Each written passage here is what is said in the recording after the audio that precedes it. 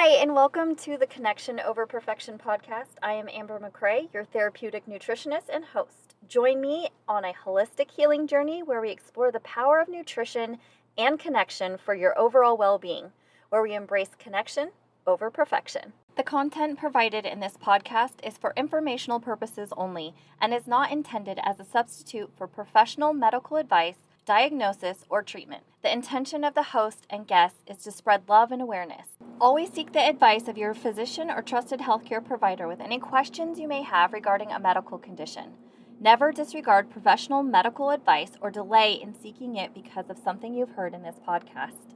Hey there, amazing listeners. Get ready to be inspired as we welcome Seth Showalter to the show. Seth is on the brink of a life-altering journey, and we're thrilled to be part of it. Seth's memoir, Finally Free, A Surrender to Authenticity, is about to hit the shelves on October 17th, 2023, so just in a few weeks. This isn't your average book. It's a raw and deeply personal account of Seth's life, taking us from the challenging days of conversion therapy in 2012 to his passionate advocacy for authenticity and acceptance today. What's special about this memoir is the vulnerability that Seth brings to it. He's not just sharing his story, he's laying bare his struggles, his triumphs, and his resilience. And this book is about to take its first steps into the world and is poised to be a life-changing moment for Seth, I am sure. Finally Free shines a light on the emotional turmoil of suppressing one's true self and the scars left by conversion therapy. Seth's mission is to raise awareness and spark dialogue in our society, and we're honored to have him here to share his story right on Connection Over Perfection. Seth, welcome. Thank you so much for having me. And that is one amazing introduction. So I really appreciate you being so real and bringing me on. I appreciate it a lot. Yes, for sure. Like I was saying, just one of the things that, just to start off, is what I loved about the book and the way that it is structured is its journal entries, but you go back and for each journal entry, you really give insight on your thoughts today, which I just absolutely love. So great job with that. Yeah. And what's really cool about that entire experience is I did most of that live on TikTok, which not many people know about. But I actually went through and read each day's journal entries. I read the full journal entry on TikTok and then would take time.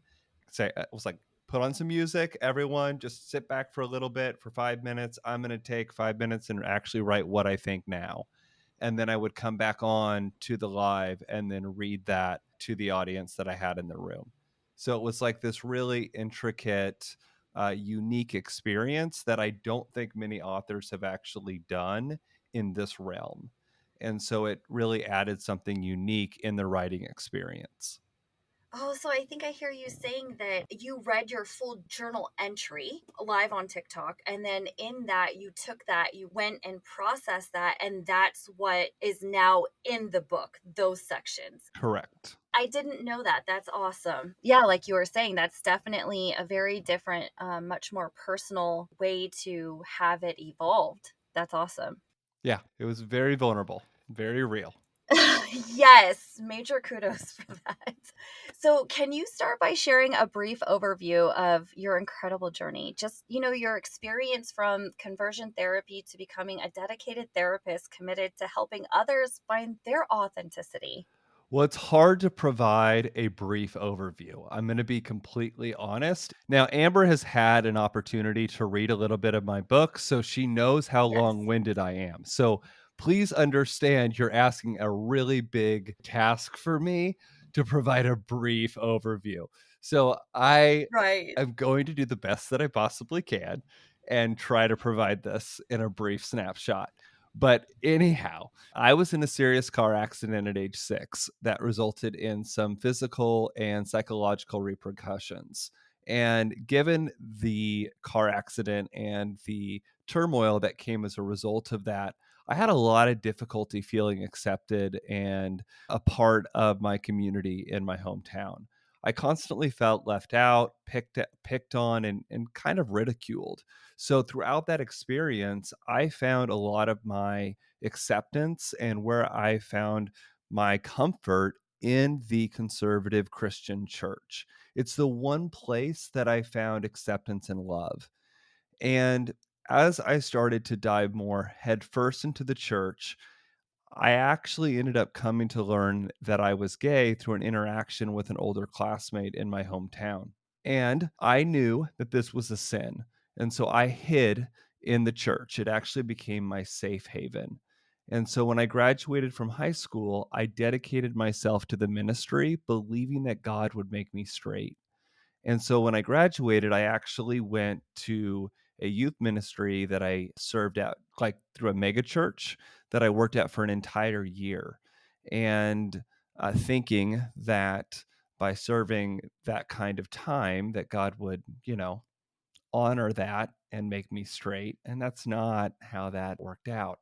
So I went forward into college and began battling between my sexuality and my faith, and I got involved through several college ministries, such as Campus Crusade for Christ and the church that I was attending at that time. And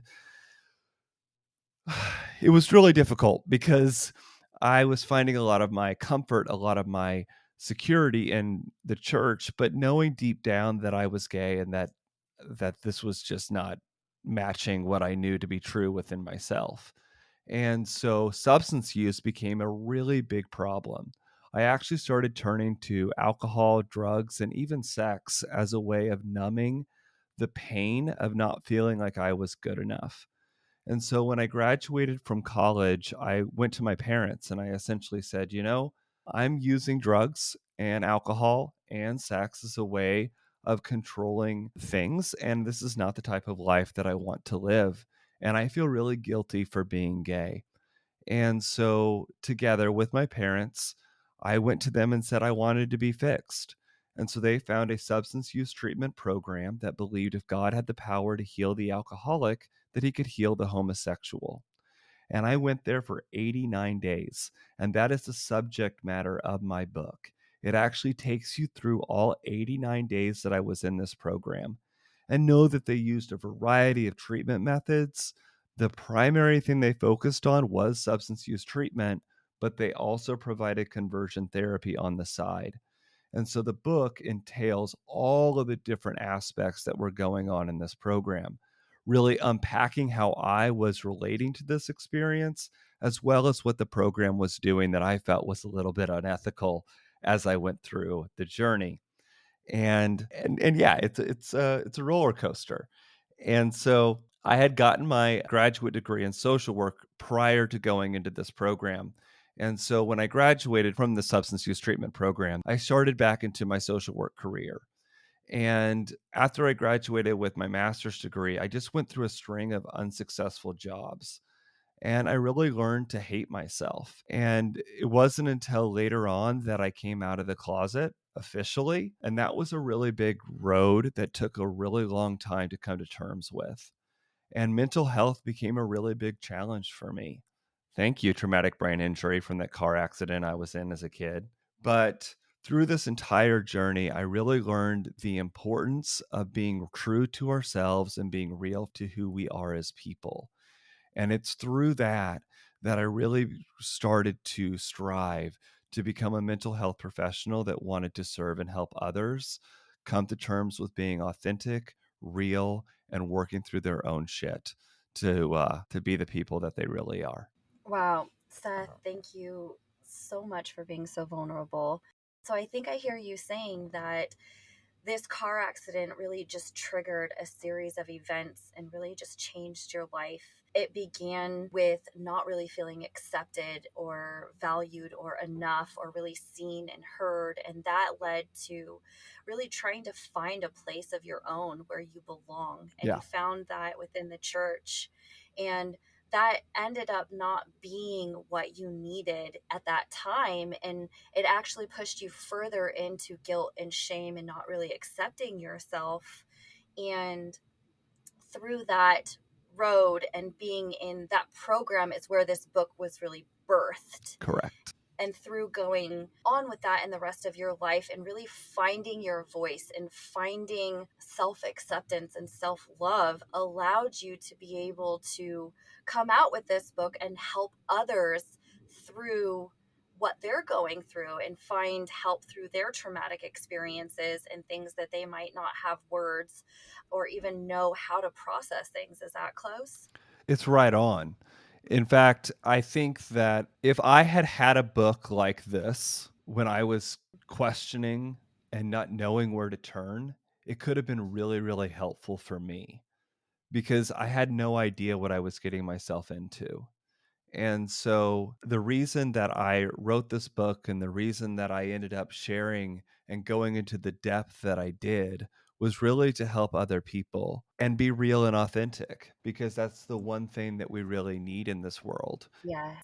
And it took a lot of courage and a lot of strength to do this, but I did it for a purpose and a reason, and it's to help others because I think that if I had had something like this when I was questioning and I was struggling, it would have made a world of difference. Yeah. So, with that, in your memoir, Finally Free, it's a powerful exploration of religious trauma and the struggles to accept one's true self. And you were just talking about how important that is. Can you tell us a bit about the role of awareness and acceptance in your personal transformation and how that was so important? Yes. Now, I want to share that there are two really big differences between awareness and acceptance, specifically in regards to my journey. All right. So, the first thing I want to talk about is the role of awareness. This is something I actively resisted at first, but then ended up jumping headfirst into when I realized that I didn't have a choice. Because when I jumped into this program, awareness requires vulnerability because it requires us to look inside. And awareness at its core is knowledge or perception of a situation or fact. And so when I started this program, I thought, you know what? I'm just going to lay all my cards out on the table and I'm going to be as aware as I possibly can. So, by keeping the journal that I did, I embraced awareness with all of my heart and soul. However, the awareness I originally embraced transformed over time. What I was aware of on day one and what I was aware of in the epilogue are two very different things. The transformation that takes place throughout my book is profound. At first, I embraced awareness of the rules of that I believed were of God and what I believed needed to happen based upon God's rules and expectations. However, throughout my time at the facility and then my eventual graduate experience, I embraced and learned to embrace the awareness of my truth and the reality that I was gay and that it was okay. Now, acceptance, on the other hand, totally different story. The role of acceptance, lots of resistance here. I received very little acceptance from the facility and within myself. Finding acceptance is difficult within a marginalized community, such as being gay within the church. But if we were to take a step back, acceptance is hard enough even from a mainstream perspective. Like, let's look at it. Let's take some examples. Let's look at beauty standards in our culture and in our day and age. Learning to accept ourselves for who we are, given the things that are being portrayed on social media and magazines and everything that we see on television is extremely hard enough for many women in our society. And then on the flip side of things, look at the expectations that are passed forward by our societal standards for men. For example, that men are not allowed to cry, or they're not allowed to be emotional, or they're not allowed to actually express what's going on in their world. These things are very, very difficult. Learning to accept ourselves and be real for what's actually going on is a very difficult thing. And this really boils down to conditioning. We are conditioned to compare ourselves and view ourselves in a negative light, which makes acceptance incredibly difficult. It's true for almost every human being on the planet, mainstream or marginalized groups alike. However, for marginalized groups where the cards are stacked against you, it's so much more difficult. The number one thing that stops us from accepting ourselves is conditioning. And what I've learned is that acceptance requires a lot of work. And it requires us to challenge the narratives that we were told to believe. What I've learned throughout my experience is that we have to question the validity of what we've been told. We have to analyze it and look at it with fresh eyes and ask ourselves, is this true? And I did this throughout my book. And so, trust me, if you're up for a journey, check out Finally Free because I question it on almost every single day. You can ask Amber. She's had an advanced copy. She knows. Yes, it is true. I did this throughout my entire book, and it was not an easy thing to do.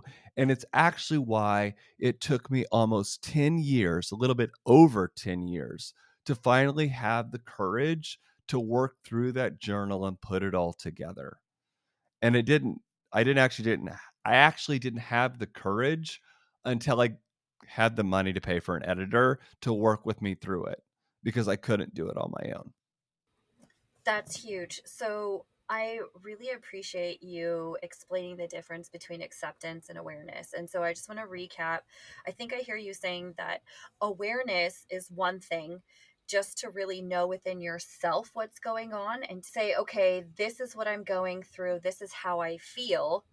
Whereas an acceptance is you feel good about where you are and who you are and what you are feeling. And that is much harder to do Yes. because of programming in our society, our home life, our extracurricular activities that we're involved in, all of that stuff. Like you were saying, we're being compared and judged at every turn. And so while we may feel something internally and we're aware of how we feel, owning that and being accepted by ourselves and our peers is a whole different ball game. Is that close? It's spot on. Yeah, I would definitely definitely agree with that. And I also really love what you said is about questioning everything. And I think that in this society we're so programmed, like you said, we're conditioned by everybody else's truths. And we don't often take time to sit back and consider what is true for us, what Hmm. feels right for us. We just take in our environment and where we grew up because that's what we're supposed to do.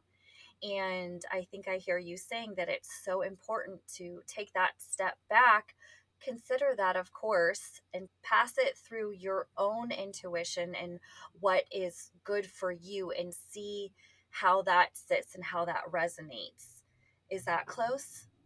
Yeah. I mean, being able to step back and be aware and then just breathe it, just being able to breathe with it is huge and allow it to resonate.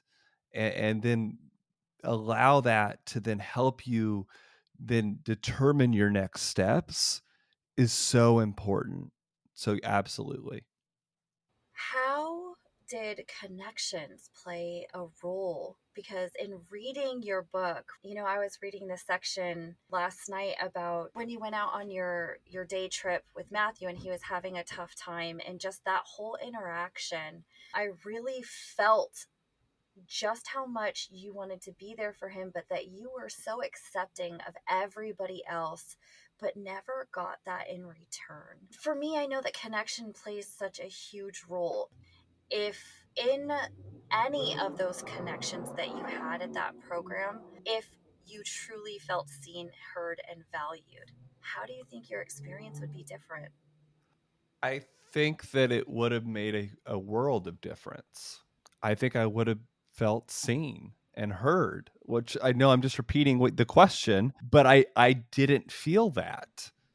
I felt like I was following some type of rule or guideline or expectation that was being held down and being enforced rather than being seen or heard or valued. It was about following the rules more than it was Mm, about being actually heard, seen, or valued. And so, how would that have changed? I don't think that I would have come to the conclusion that I needed to not be gay. I think I would have come to the conclusion that I am who I am, and I just have to be okay with it. And I think that the mm, facility in and of themselves, if they would have been required to look at me through that lens, I think that they would have been challenged in their own belief system. Because I don't know if you really can hold the viewpoints that they held while holding that viewpoint. right. Because if you really see people for who they are, it changes your perspective on those types of issues, Yes. because no longer are you seeing problems and issues, but you're seeing people for who they are. I love that. And it changes the game. Yes. I love that. I have one more question about this connection. I deal with a lot of parents, and being a parent myself, and just having to go through learning to love my kids where they are and not trying to fix them or make them be into who I think that they should be. How do you think it would have been different for you if your parents in the beginning would have had just accepted you for the way that you were and they saw you? This one's hard. So I think that they did see me. I think that they were held back by their belief system. And I think that they were personally put into a place where they didn't know what to do. And I think this is really difficult for parents across the board that have a belief system that holds these types of beliefs. But how would it have changed? I don't think I would have been going to a treatment program that would have been providing this type of therapy. Yeah. I love how you answered that. And I think I hear you saying that you knew and felt that your parents loved you deeply, Yes, absolutely. but you also understood that because of their programming and their beliefs, they were also held back. So, in this duality where you understood and loved and respected them, you also didn't get what you needed in that moment. Correct. And that's what's so complicated about the entire situation is I can see both sides. Right. It's a beautiful complication. It, it's a complication, all right. I try to thread that needle as much as I can in the book, and I hope that if you read the book that You do a great job. you get that vibe, because the point here is not to point fingers, but to show understanding of where people are. That's the point of this book. The point of the book is not to show blame, but to show understanding of where people's belief systems put them and what the consequences and impact of those beliefs are and how people deal with it. I love that. I love how simply you put that. And it does come across in the book that way. And I think that you do such a great job at really keeping the focus on the love and acceptance and for yourself and your personal journey, and just bringing awareness, bringing to light. And I absolutely love that. And I want to commend you because that can be extremely hard. And I know a lot of people in situations such as yours where it's easy to just blame, Mhm. right? And I think it's one thing to understand how things affect you, but it's a whole nother to stay there and blame people. Like you were saying, this isn't a blame game. And I think that that's No. a huge thing to point out for others going through a similar situation. Right. Because it's easy to blame. Now, we each have to come to our own conclusion on this. In me saying what I'm about to say, I'm not pointing a finger or blaming at all. But what I have found is that when we end up blaming, we are no better than the people who hurt us because we're doing the same thing. Yeah. I think I hear you saying that when we have a closed mind and we're not able to see both points of view, that we are doing the same thing that the other person is doing, having that very same closed mind, very judgmental perspective. So, thank you so much for being so vulnerable. I know that those were really touchy questions, so I just want to thank you. Of course. I just really wanted to talk about those because I talk about connection all of the time. And again, like I said, being a parent and having parents, it's so important to, I think, shed light on that perspective, how our beliefs do play a role in our children. And we just really need to be aware of how that may affect them and our connection. So, thank you again. Hmm. So, in your practice as a therapist, how do you approach emotional therapy to help individuals heal from trauma and reconnect with themselves and others, such as what you went through? Well, awareness and connection to the body.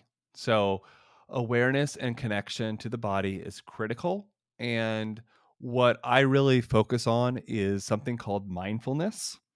And when I talk about mindfulness, what I really mean is a state of non judgmental awareness, in which case we pay attention to the present moment, including our thoughts, our feelings, and any sensations that we might be having in that moment. And the reason that I focus on this and talk so much about it is because studies have shown us that regular mindfulness practice can lead to actual structural changes in the brain, particularly in areas associated with attention, emotion regulation, and self awareness.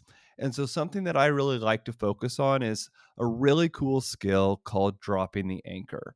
And what that does is it enables us to engage in a focused and intentional way of observing our thoughts and emotions without getting caught up in them.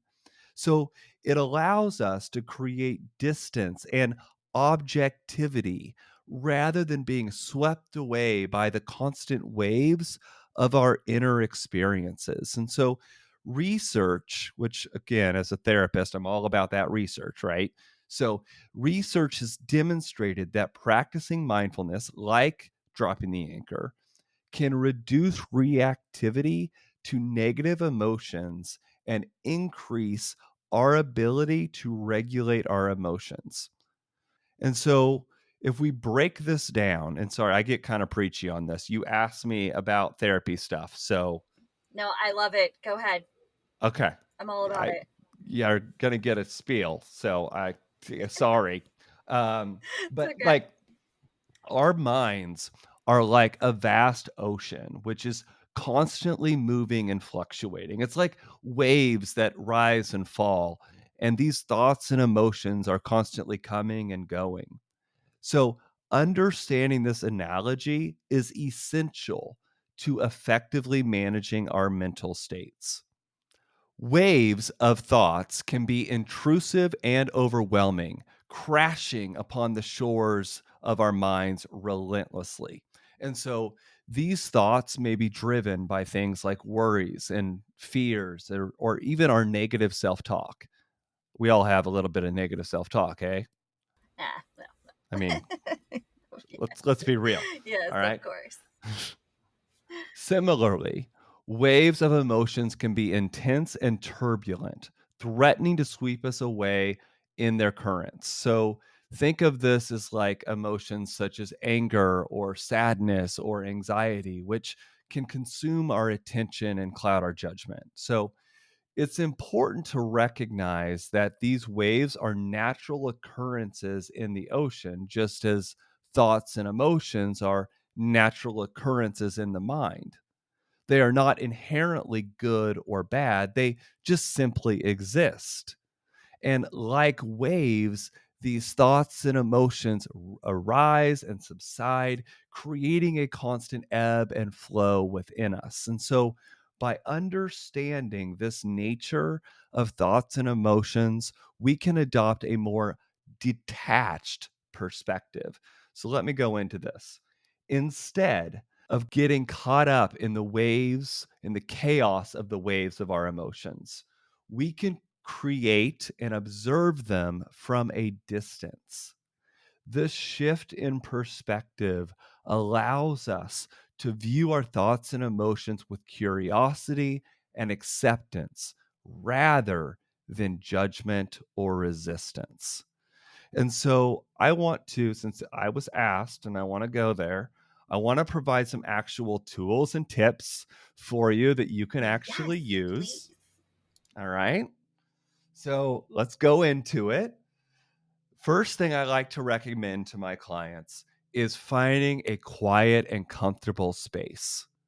Begin by finding a quiet and comfortable space where you can sit or lie down without any distractions. This could be a designated meditation corner, a peaceful park, or simply a quiet room in your home. And then once you're there and it's peaceful and calm, settle into your body. Close your eyes and take a few deep breaths to center yourself. Pay attention to the sensations in your body and notice any areas of tension or relaxation. Allow yourself to settle into the present moment, letting go of any thoughts or worries. Then bring your attention to your breath. Focus your attention on the sensation of your breath entering and leaving your body. Notice the rise and fall of your abdomen or the coolness of the air as you inhale and the warmth as you exhale. As you do this, allow your breath to become an anchor to bring your attention back whenever your mind starts to wander. And as you're focusing in on your breath, observe your thoughts and emotions. As you continue, watching those thoughts and emotions arise, do this without any judgment or attachment. Imagine them as waves in the vast ocean of your mind, rising and falling. Allow them to come and go, acknowledging their presence without getting caught up in their narrative. And then, what I think is most important, cultivate a sense of acceptance and non resistance. Practice accepting whatever thoughts or emotions arise, even if they are uncomfortable or challenging. Rather than trying to change or control them, simply acknowledge their presence and let them be. Allow yourself to experience them fully, knowing that they are temporary and will pass. And then, after you've done this for a few moments, return to the present moment. So, whenever your mind has wandered, gently bring your attention back to your breath in the present moment. Use the sensation of your breath as an anchor to ground yourself and refocus your attention. And as you're doing this and as you bring this to a close, I really want to remind you that this is a skill that takes practice. So be patient with yourself and embrace the process.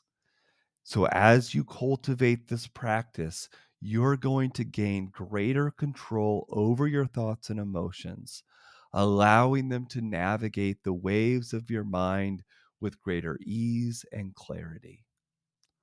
What do you think of that, Amber? Because I got kind of preachy. I loved it. I actually took the time to do it as you were speaking. And so it's something that I love. It's a tool that I absolutely love. And I'm so glad, because I was going to ask you to do that so that the listeners would have it. So thank you for reading my mind and doing that anyway.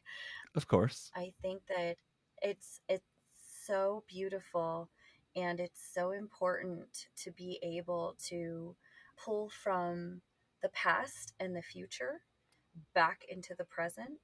And fear and anxiety, I think, just run havoc when we allow ourselves to live in the past and the future.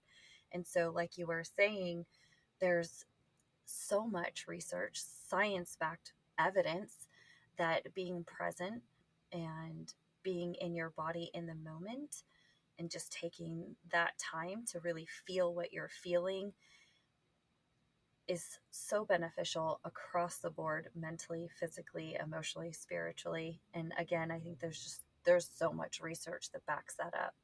Yes, there is. So, why I like this practice and why I help clients use this practice specifically around the area of trauma is because it helps us develop greater self awareness. So, well, there's 4 points in here that I think are important, but the first one is developing greater self-awareness. So, as we observe our thoughts and emotions without judgment or attachment, we become more attuned to the present moment, and we gain a greater or deeper understanding of our inner experiences. So, this heightened self awareness allows us to recognize patterns of negative thinking and emotional reactivity, which enables us to respond more skillfully and effectively. And then, secondly, it promotes emotion regulation. So, we learn to navigate the waves of our inner experiences with greater ease and clarity. So, this increased emotional regulation allows us to respond to challenges with greater calmness and composure, which reduces the likelihood of impulsive reactions or detrimental behaviors. And then, thirdly, it cultivates a sense of acceptance and non resistance towards emotions and thoughts. So, rather than trying to control or eliminate unwanted thoughts and feelings, we learn to acknowledge their presence and let them be.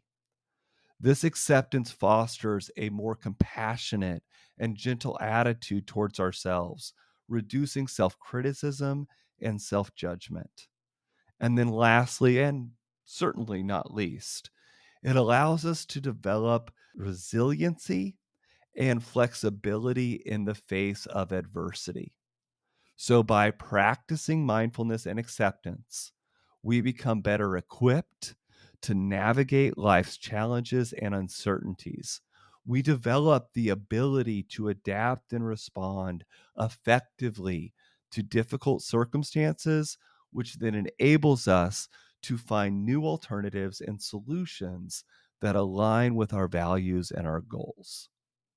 So it's got four primary goals in that, and I think all of them are specific to developing awareness and working through trauma. Yeah, that's really huge. And so, what I think I hear you saying, sort of in a nutshell, is that this slowing down in this space, allowing us to be in uncomfortable emotions, feelings sometimes, is that it offers space for self validation and just being who we are. There's nobody else there to judge us.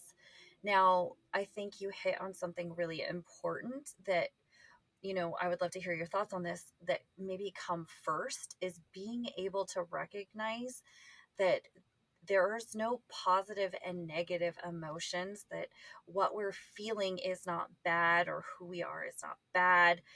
And so I think that it's so important to be able to really grasp that in order to really gain the benefits of being still.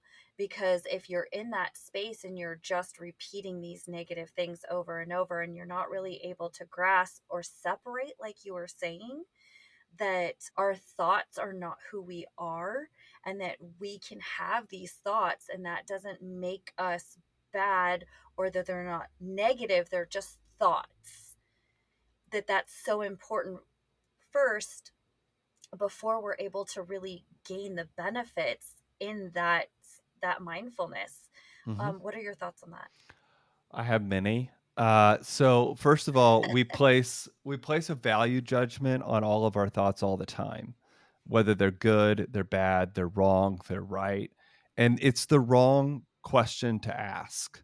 The question to ask is are they helpful? Are are these thoughts helping us? If they're not helping us, then they're not moving us in a good direction.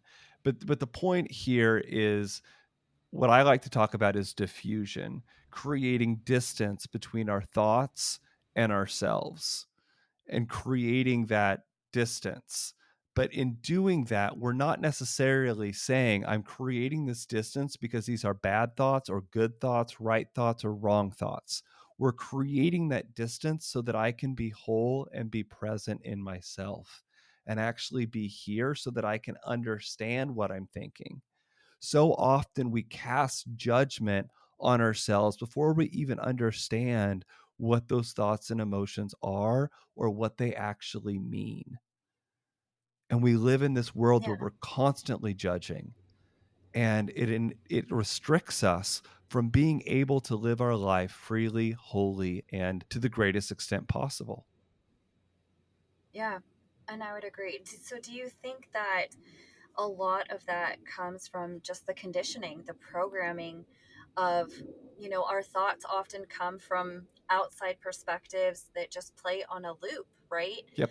And so having people understand that all of their thoughts are not their thoughts, meaning that doesn't necessarily how they feel about themselves, but the thoughts that may come in, the voices that they're hearing, could be from things that somebody has said to them, that they've heard, that they've been told about themselves.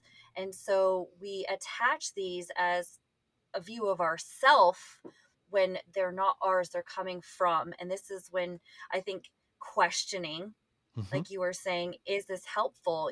Is this how I feel, or is this how somebody else feels about me? Right. What are your thoughts on that? Yes, 100%. Which also comes into play why we have to look at those thoughts and say, you know what? This is merely a thought. It's not necessarily reality. And I think that's one of the biggest Yes. things in mindfulness and in these types of practices is that we understand that these thoughts don't necessarily mean reality or this is what it is verbatim. They're simply words and pictures on paper. They do not speak for everything. Yes. And we just need to create some distance between us and our thoughts and recognize that our thoughts do not have to control us. They don't. Yes, I love that. They don't have to control us. We have the ability to create distance. Yes, I was just going to say, I think that first step is, recognizing that and, really separating, like you've been saying, separating that distance between those thoughts and ourself and how we feel about ourself. And correct me if I'm wrong, I hear you saying that mindfulness, that time that we spend, is really an opportunity to be aware of all of the thoughts and say, hey, are these thoughts from somebody else? How do I feel about those thoughts? Letting them come without, like you said, the judgment, and having them be our reality and having to own them as part of who we are. Right. Well, we get the choice. We have the choice whether to own them, and we have the choice whether to create the distance from them. Right. And I want to enable you to know that you have the ability to create some distance and understand that this does not have to control you. And one of the ways to do that is a mindfulness-based practice. Yeah. And that's huge because, in all honesty, a lot of people don't know that they have the choice. Mhm. And so that's huge. Yep. And your book also touches on the damaging effects of conversion therapy. And how do you see your story Yes. contributing to raising awareness and fostering a more compassionate, understanding of this issue in society. So I created notes, and I might go off my notes here, and then I might veer off. Anybody who is faced with the same predicament doesn't have to feel as alone and misunderstood as I did. That's the main thing I want people to pull away from this, is because I felt so alone and I felt like I had no one to turn to. And the reason I've written this book is I want to, one, call out the church, and two, I wanted people to know that they don't have to be so alone. Um, as we need to understand that conversion therapy is no longer a legal practice. However, it is still very much happening today. The pressure and conditioning is still very much happening within the church today. And if you don't believe me, for those who are technologically savvy and on TikTok, just join a debate stage on TikTok and you're going to find plenty of people debating whether homosexuality is wrong or not. This is still very much a present day issue. All right. And the reason I've written my book is I want people to understand that you are not alone. If I had something to relate to when I was struggling, it could have helped. My hope is that my book can help nurse the wounds of being alone and misunderstood. My hope is that the message in my book can be applied not just to the LGBTQIA plus population, but to any marginalized group or community in our society today, not just the LGBTQIA community. My struggle for acceptance was and continues to be a real reality for many people today. And that is what I hope that my book does, is that it gives people an outlet to be able to turn to know that they are not alone. That is huge. And I love just your real and your authenticity in each entry of your book. And I would say that, even coming from me, somebody who's not experiencing any of that, it was still very encouraging and empowering to watch your journey and the way that you question everything throughout the book, your thoughts, the church's views, everything was just a beautiful reminder of questioning and being very self aware. And this kind of circles back to our last question of separating our thoughts from all of these other programmings that we have had and being able to do that. And I think that the progression in your book really shows that separation of when you started and your thoughts and your feelings and your beliefs towards the end of the book. I haven't finished yet. I still have some time, but just where I've gotten so far is that you can even see in that distance where you are beginning to separate that. And so I think that even in just that is huge for anyone who wants to read the book, that it can definitely shed some light and provide some encouragement and a reminder of how to question and become self-aware. Mm-hmm. Well, I appreciate you reading it ahead of time. It means the world to me. Yes, it's great. And for everyone listening, my hope is that this can be used across the board for everyone. I mean, granted, it is very targeted and very specific to the LGBTQIA community. However, it really touches on some very deep issues that are common with everyone. And I have heard from many people, not just individuals who are gay, but individuals who are not gay, who are reporting that it touches a really real chord with them. And so I would encourage you to check it out. Maybe just look it up on Amazon, read the back cover, see what you think. And I would love to hear your thoughts, truly. Yes, and I often talk about this quite often is, deconstructing from religion. And so this book really hit home with me for that as well. So anybody who has been through the church been religious and kind of questioned that, and is it for them, and maybe come to a more spiritual outcome versus a religious outcome. This book was a beautiful example of that journey and watching that, because again, somebody not going through anything of what you experienced, I had so many of the same thoughts and feelings about my own sexuality, about, just sex in general, about how I felt about anything that was deemed inappropriate through the church. I took it on as self, and I had a lot of shameful, guilty feelings that I attached to who I was. And then I became very small and very alone, because in those programmings, I was told that you're not supposed to be this way. You're not supposed to have those thoughts. And so I felt like there was something really wrong with me. And just as a reminder in reading this book, that it's not about what's wrong with us. There's another book that Seth and I absolutely love and recommend. It's called What Happened to You. It's by Oprah Winfrey and a neuroscientist, which is phenomenal.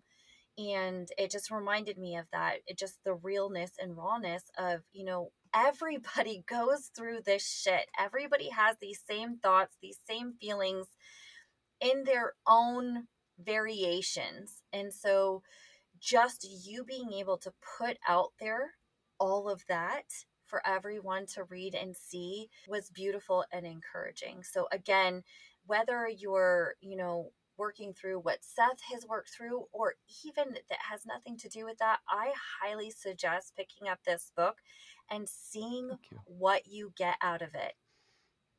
Yeah. And it'd mean a lot to me, and I think you will find something with it. I really do. And I appreciate you Yes. recommending that, Amber. It means a lot to me. Yeah, definitely. And thank you again, Seth, so much for being so vulnerable and coming on here and sharing with us and putting your whole life and soul out there. We are looking forward to the book coming out on October 17th. So we will leave links and stuff in the description below. You can check out Seth's information, and I am absolutely sure he will have links to where you can find this book the moment that it drops. Oh, So you bet. I will. yes, yeah. Thank you again, Seth, so much. And thank you, amazing listeners. And I hope that you guys have a great day. Before we wrap it up, I've got some podcast gems for you. We have Heather Harrington's Hot Mess Espresso. Her resilience and vibrant energy are just what you need on your healing journey. Also, give a listen to Hunter Allen's Everything is Connected podcast for some refreshing insights on emotional intelligence and mental health. Please go check them out. You definitely won't be disappointed.